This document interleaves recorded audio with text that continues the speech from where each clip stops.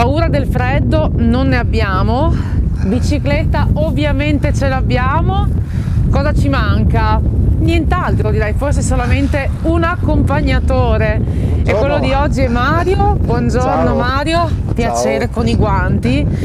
Beh, insomma, bisogna cogliere ogni opportunità per farsi una pedalata, basta che il cielo non sia proprio pessimo. No, oggi ci regala una bella temperaturina di quelle sferzanti. Siamo a Cividale, appuntamento qui al Belvedere, perché già possiamo avere un'immagine di quanto ci offre questa cittadina. Sì, città con un po' di storia, sì, da città raccontare. Meravigliosa, ha fatto la parte della storia del Friuli, sorta subito dopo Aquileia, quindi millenni ormai di storia, fondata dai Romani, si dice proprio da Giulio Cesare, da cui il nome iniziale Forum Iuli, che poi tutti sanno, il Friuli che ha dato il nome alla nostra magnifica regione. E poi dopo aver acquisito importanza con i Romani è diventata molto importante con i Longobardi, che nel VI secolo sono arrivati in Friuli e hanno eletto qui il primo ducato italiano e l'hanno retta praticamente per alcuni secoli.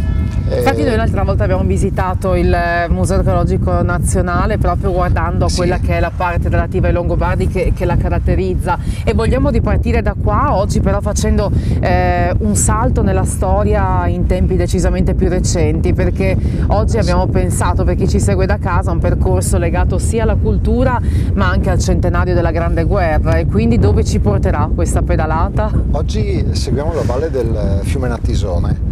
Tra l'altro ci sono due percorsi abbastanza importanti cicloturistici, c'è quello che noi chiamiamo l'FVG4, il percorso cicloturistico della pianura e del Natisone, delle valli del Natisone, che proprio parte da Caporetto, attraversa tutto il Friuli, toccando Cividale, Udine, poi Codroipo, Pordenone, e si collega con la rete nazionale veneta al confine verso Sacile. E poi qui abbiamo anche il percorso Bimobis, che è un anello di circa 135 km che tocca Cividale, Gorizia e poi rientra per la valle dell'Isonzo in Slovenia, quindi toccando Tolmino e proprio Caporetto. Quindi seguiremo in parte questi due tracciati. Insomma, crocevia di tante storie, ma anche crocevia di tanti percorsi ciclabili. Mario Sacomano è un accompagnatore turistico specializzato in turismo a basso impatto ambientale e soprattutto cicloturismo. Che bel lavoro, ci devo pensare. C'è molta richiesta. Ok.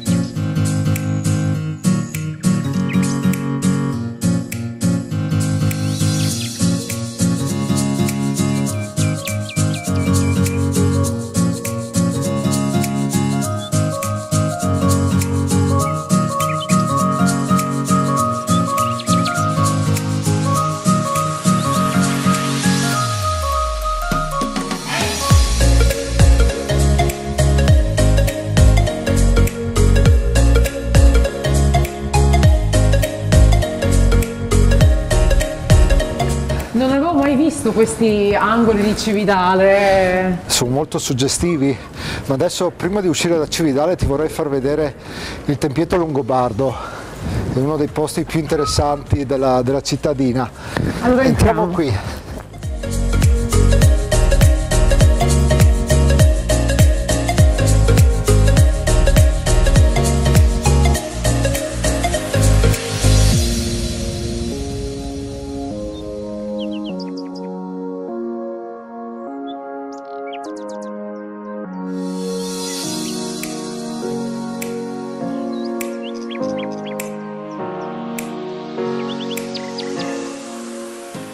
A guidarmi alla scoperta del tempietto longobardo c'è Antonella e sono curiosa proprio di entrare perché è la prima volta che lo scopro. Grazie intanto per portarci qua in un assaggio, in questo viaggio in bici.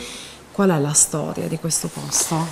Il tempietto longobardo è una delle più alte espressioni dell'arte longobarda della metà dell'VIII secolo, famosissimo per i suoi stucchi, per la teoria delle sante in stucco e per quest'arco meraviglioso di vite che vede in alto, quest'arco sempre in stucco, ed è patrimonio dell'UNESCO dal 2011 proprio per le sue particolari caratteristiche e per la sua storia longobarda.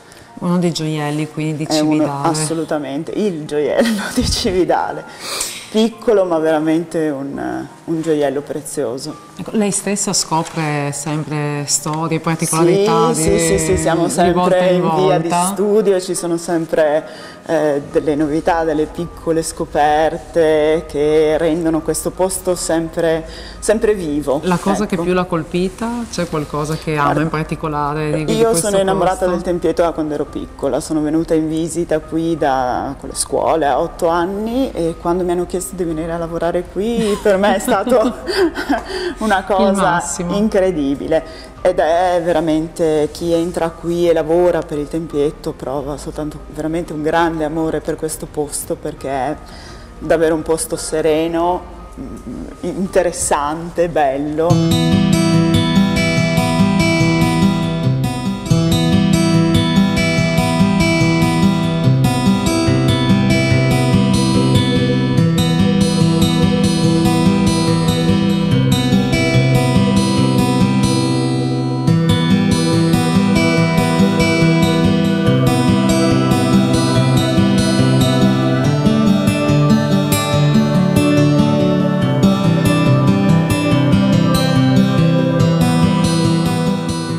Per chi volesse venire a visitarlo, quali sono le... Allora, noi siamo chiusi solo il giorno di Natale, poi ci trovate sempre qui, gli orari sono diversi tra l'estate e l'inverno. Durante l'estate ci trovate qui dalle 10 alle 13 e dalle 15 alle 18, mentre in inverno dalle 10 alle 13 e dalle 14 alle 17.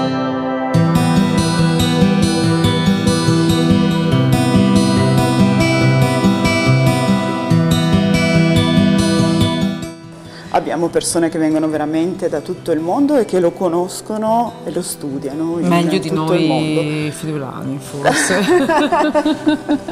che non sempre scopriamo e conosciamo poi i gioielli di casa nostra. Io la ringrazio per questa visita. Niente, la ringrazio io. Sulla mia strada. Grazie.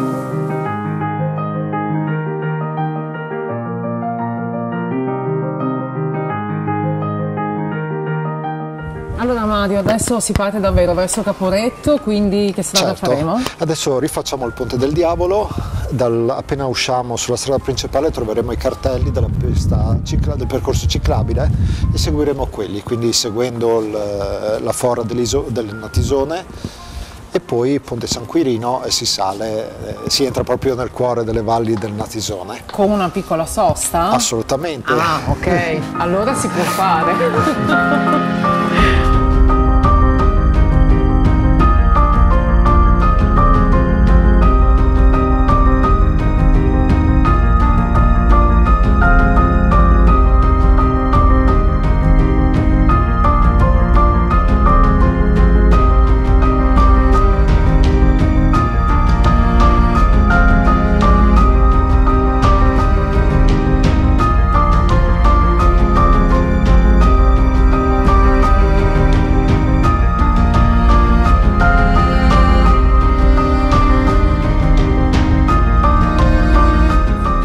Abbiamo voluto fare una piccola deviazione per arrivare ad Azida e fermarci qui alla Gubana della Nonna, dove incontriamo la signora Valeria. Buongiorno, io sono Francesca, piacere. perché come l'altra volta abbiamo presentato il progetto della strada del vino dei sapori, anche questa realtà è inserita in questo percorso che ci permette di assaporare davvero il territorio, e quando si parla di queste zone non possiamo non parlare di dolci, di Gubana e Strucchi in particolare, anche se qua vedo che c'è un tripudio di dolcezza. Da quanto tempo esiste questa? La Gubana della nonna esiste dal 1995 e io ero arrivato all'attività intorno al 1999-2000. Portando, era comunque una conoscitrice dei dolci sì, tipici. Mi piaceva fare dolci, sì, esatto. Del territorio. Ecco, quindi qui cosa avete, oltre appunto a quello che c'è di tipico? Abbiamo la Gubana, che è il dolce tipico del Friuli, e gli strucchi, il pane dolce o la focaccia, lo strudel di mele, abbiamo tanti tipi di biscotti artigianali che produciamo noi e crostate, torte con la frutta di stagione. Ecco, stucchi che cambiano a seconda delle zone, anche per pochi chilometri, è vero questo? Che ci sono diverse ricette? Gli strucchi tradizionali sono fritti, però noi facciamo anche quelli che facevano una volta lessi. E sono un po' anche i progenitori della Gubana, è vero questo? Esatto, cioè, sì. Nascono prima gli strucchi, in sostanza, sì, storicamente. Tra la Gubana e gli strucchi, sì. Perché la Gubana veniva servita ai matrimoni e gli strucchi erano come confetti, una volta. Ah, erano proprio, diciamo, delle chicche per le feste, proprio? Allora, io avrei una curiosità da chiederle proprio, perché la Gubana l'ho assaporata molte volte, devo dire, ma mi piacerebbe anche vedere come nasce. Ne avete in lavorazione stiamo adesso? Appunto lavorando oggi, facciamo gubane. Facciamo gubane piccole, però facciamo gubane. Nella sosta ci sta, direi, anche questo da conoscere. Se ci porta in laboratorio, vengo a spiare. Andiamo.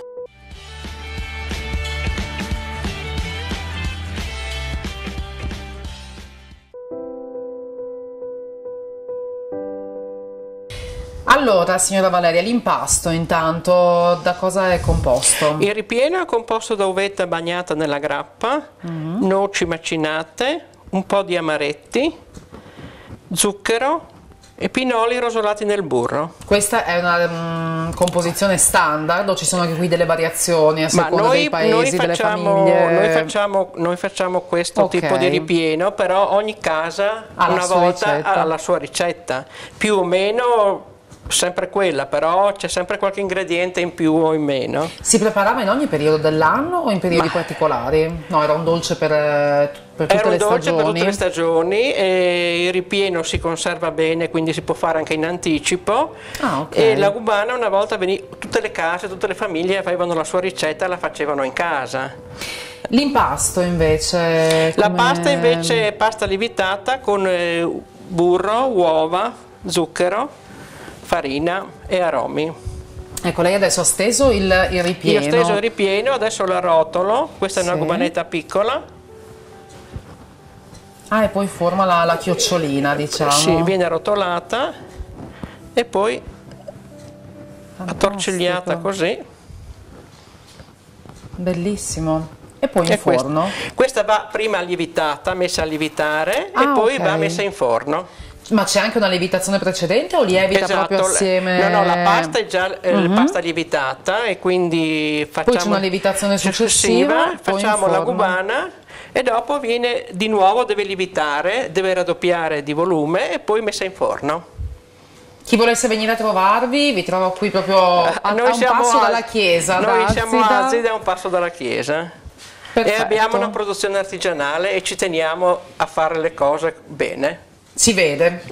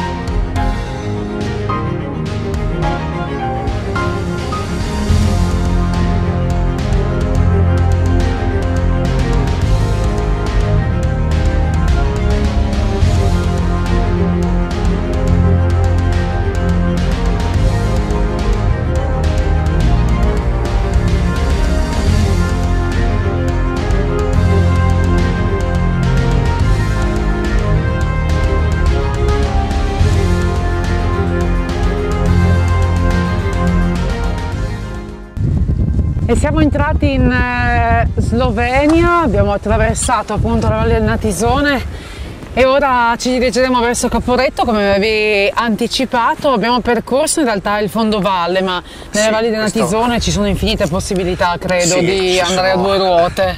Hai visto tutti i paesini che ci sono anche lungo la vallata, c'è San Giovanni d'Antro ad esempio, e ci sono tantissimi percorsi sia per chi ha la mountain bike, qui ci sono dei giri incredibili che si possono fare, ma anche adesso molti cicloturisti usano la bici elettrica, quindi anche se ci sono delle salite non hanno grossi problemi a farli e possono visitare tutti questi borghi e queste vallate laterali.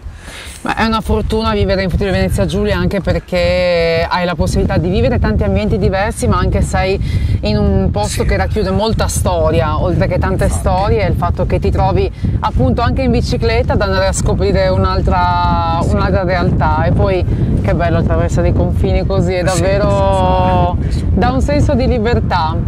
Dicevamo che questa puntata è contrassegnata, e questo viaggio è contrassegnato soprattutto anche dal ricordo della Grande Guerra e la scoperta di ciò che questi luoghi raccontano, e credo che a Caporetto troveremo delle testimonianze interessanti. Ripartiamo allora e ci vediamo là. Pronti? Via! Certo. Con quella bici però ogni volta ho il timore quando parti. No, adesso ho imparato. Capita ancora ogni tanto che mi spiaccico.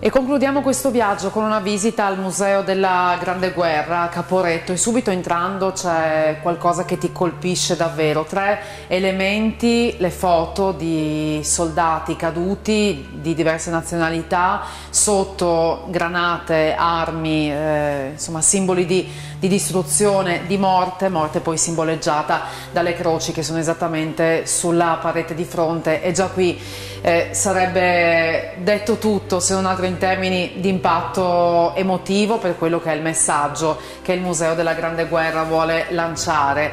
Iaca in particolare, piacere, buongiorno, ci condurrà oggi a rivivere quella che è stata la battaglia di Caporetto nel centenario, proprio 100 anni dopo, grazie a questa installazione. Sì, questo è il grande plastico dell'Alta Valle di Isonzo, dove si può vedere come è andata la battaglia di Caporetto. Si possono spiegare anche le altre battaglie, però in particolare la battaglia di Caporetto.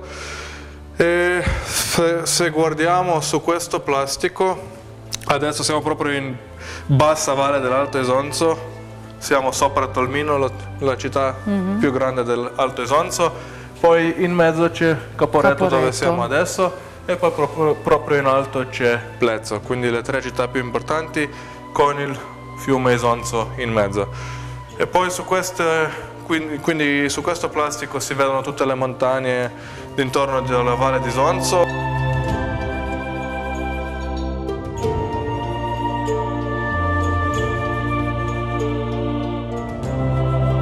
Adesso si possono vedere di nuovo i colori: color rosso le truppe italiane, color blu quelle austro-ungariche e tedesche.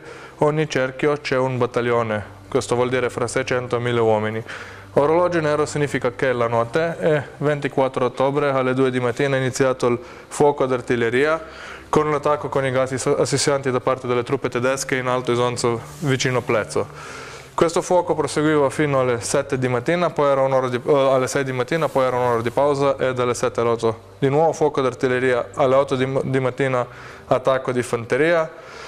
E come possiamo vedere subito si può vedere già la differenza fra vecchia strategia italiana e quella nuova tedesca, perché il maggiore attacco da parte dei tedeschi era in fondovalle dal Tolmino verso Caporetto. Questo era completamente contrario alla vecchia strategia italiana che riteneva le montagne importanti e le valli non importanti. La valle era mal difesa e così le truppe tedesche in 8 ore hanno avanzato per 16 km dal Tolmino fino a Caporetto, hanno conquistato Caporetto ed hanno proseguito verso la Val Natisone. Quindi la valle era già praticamente persa, però c'erano ancora tante truppe italiane sulle montagne, su entrambe sponde del fiume Isonzo, quindi per i tedeschi era fondamentale di neutralizzare questo pericolo e così durante la seconda giornata della battaglia ci sono state anche delle grandi battaglie nelle montagne. Qui per esempio possiamo vedere l'attacco di reparto sotto il comando di tenente Erwin Rommel, che è più noto della seconda guerra mondiale come il Volpe del deserto.